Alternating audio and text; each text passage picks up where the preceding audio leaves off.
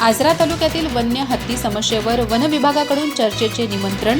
3 जुलै रोजी वन परिक्षेत्र अधिकारी कार्यालयात होणार बैठक। प्रस्तावित मोर्चा स्थगित करण्याची विनंती। हत्ती कॅम्प, ड्रोन निगराणी, रात्रीची गस्त आणि नुकसान भरपाईसह उपाययोजनांची माहिती। आजरा तालुक्यातील वन्य हत्तींच्या वाढत्या वावरामुळे शेतकरी आणि नागरिकांना होत असलेल्या त्रासाबाबत शिवसेना तालुका प्रमुख यांनी दिलेल्या निवेदनाची वन विभागाने गांभीर्याने दखल घेतली आहे। या पार्श्वभूमीवर वन विभागाने 3 जुलै रोजी चर्चेची बैठक आयोजित करत प्रस्तावित मोर्चा स्थगित करण्याची विनंती केली आहे। वन विभागाने दिलेल्या पत्रानुसार वन्य हत्तींच्या समस्येवर विविध उपाययोजना युद्धपातळीवर राबवण्यात येत आहेत।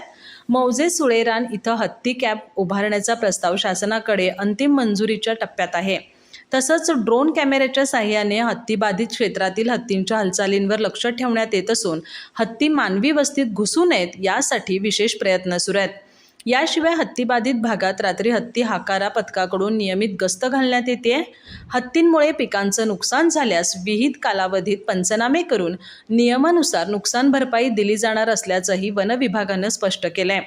ग्रामस्थांना हत्तींच्या हालचालींबाबत वेळोवेळी सूचना देणं, जनजागृती करणं आणि प्रतिबंधात्मक उपाययोजना राबवण्याचं कामही सातत्यानं सुरू असल्याचं पत्रात नमूद करण्यात आलंय। वन विभागाने शुक्रवार 3 जुलै रोजी सकाळी 11 वाजता आजरा येथील वनपरिक्षेत्र अधिकारी कार्यालयात चर्चा बैठकीचं आयोजन केलं असून तालुका प्रमुख आणि शिष्टमंडळाने उपस्थित राहावं असं आवाहन करण्यात आलंय।